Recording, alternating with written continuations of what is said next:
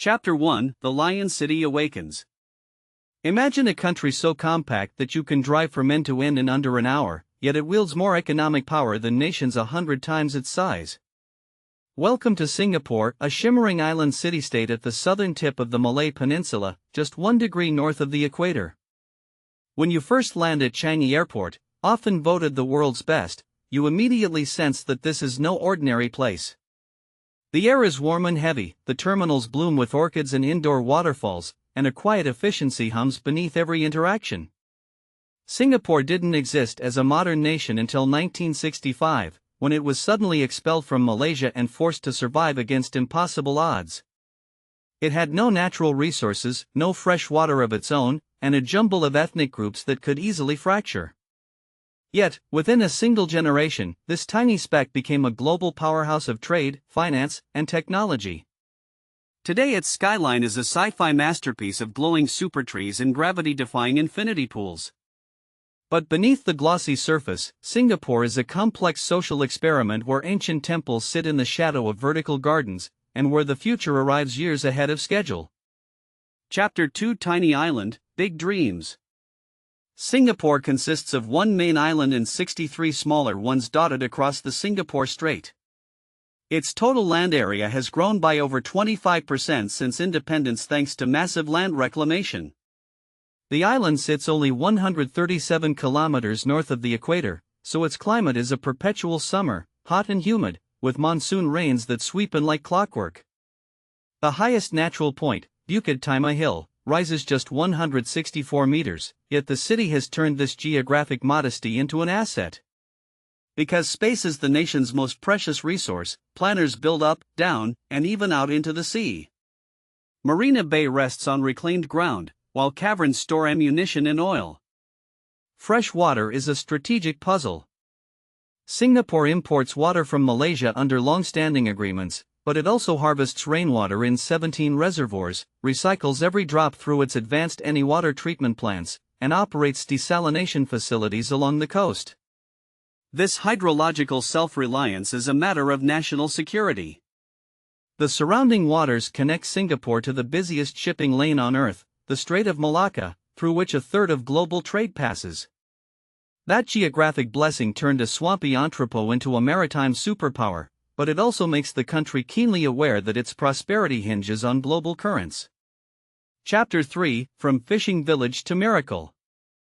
Long before skyscrapers, the island was known as Temasek, a modest fishing settlement and pirate haunt. In 1819, Sir Stamford Raffles of the British East India Company landed and recognized its strategic potential. He established a free port, and Singapore rapidly transformed into a thriving colonial entrepot, attracting Chinese, Malay, Indian, and Arab traders. The Second World War dealt a devastating blow when Japanese forces swept down the Malay Peninsula and occupied the island in 1942, renaming it Sianantu. After the war, a surge of anti-colonial sentiment led to self-governance and a brief merger with Malaysia in 1963. But deep racial and political tensions caused the union to collapse.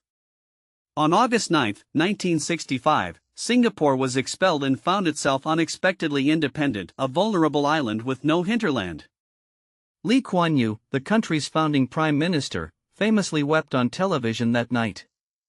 He then embarked on an audacious nation-building project, transforming a squatter-filled swamp into a disciplined, educated society.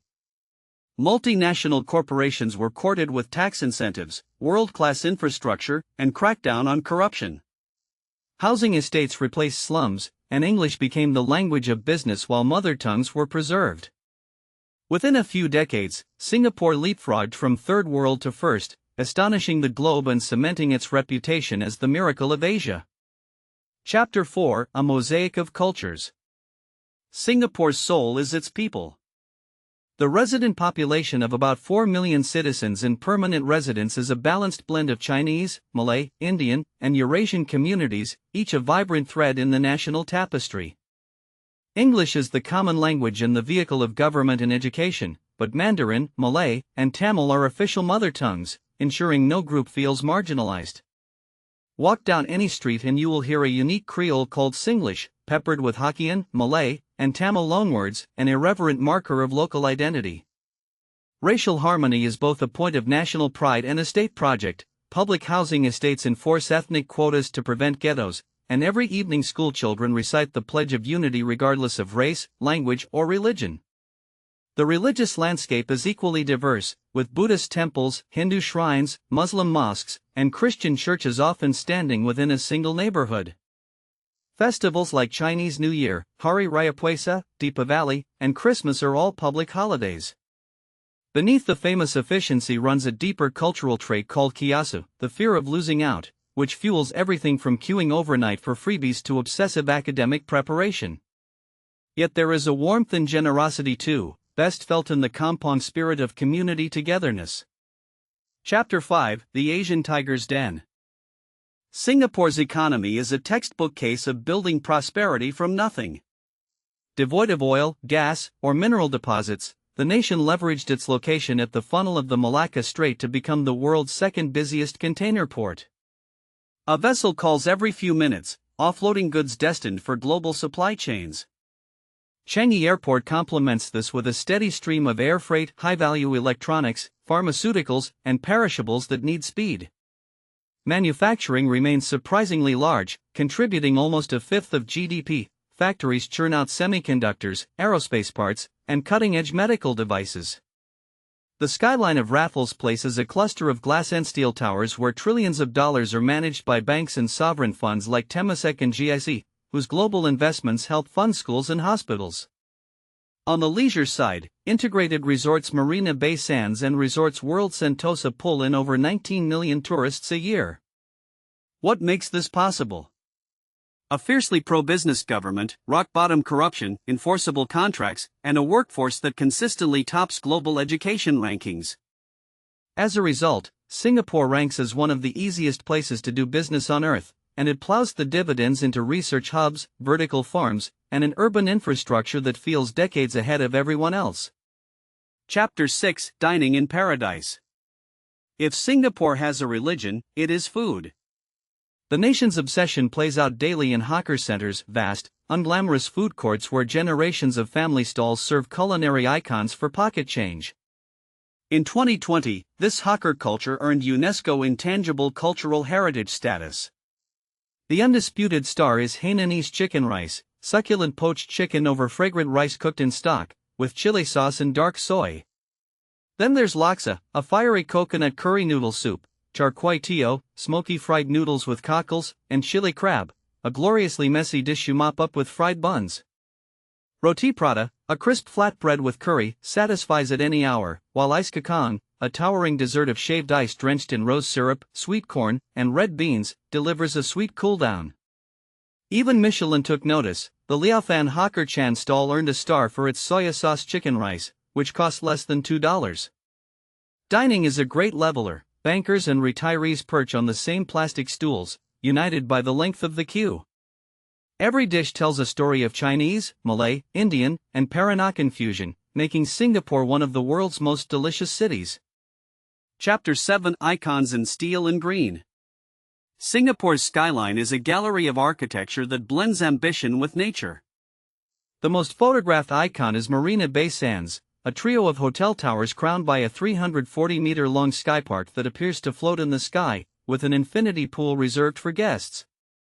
Next door, Gardens by the Bay shows the city's bioengineering wizardry. 18 super trees, vertical gardens with metallic canopies, light up in a nighttime show, while 2 cooled conservatories recreate a cloud forest and a Mediterranean climate.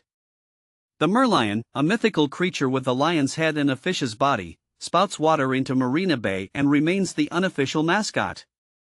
For shopping, Orchard Road's tree-lined boulevard holds designer malls and basement food courts. Sentosa Island offers beaches, a Universal Studios theme park, and the massive SEA Aquarium.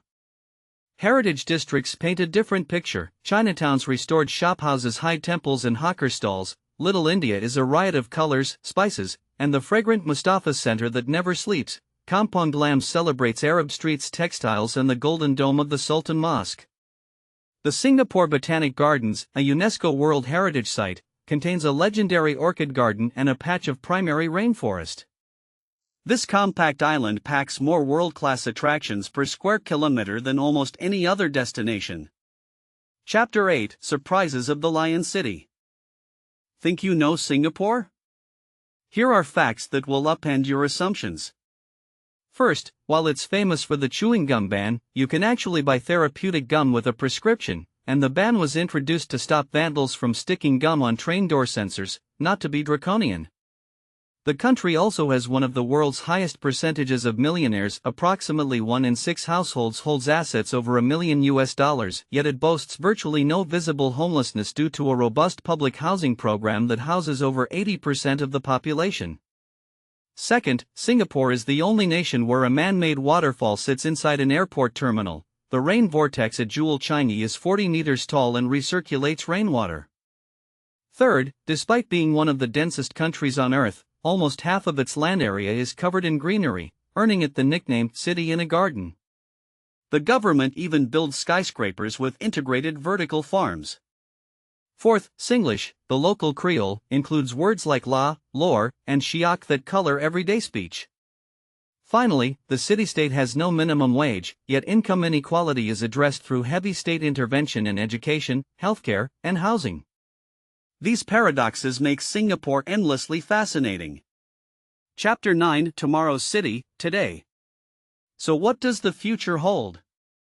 Singapore races towards its smart nation vision, using AI to manage traffic and elder care. It plans to go underground, with entire townships and transport hubs that free up precious surface land. Climate change is an existential threat, so the country is building higher seawalls, reclaiming land at elevated levels, and deploying vast floating solar farms on its reservoirs. Meanwhile, an aging population forces rethinking on retirement and immigration. Yet the same forward-thinking pragmatism that turned a fishing village into a global hub endures. The government invests heavily in R&D, nurturing the next wave of tech unicorns in biotech, fintech, and sustainable urban solutions. Socially, there is a growing appetite for work-life balance, mental health, and a gentler pace. Singapore remains a living laboratory, proving that a nation limited in size can be unlimited in ambition. In just over 5 decades, it vaulted from third world to first, a testament to the power of vision and discipline.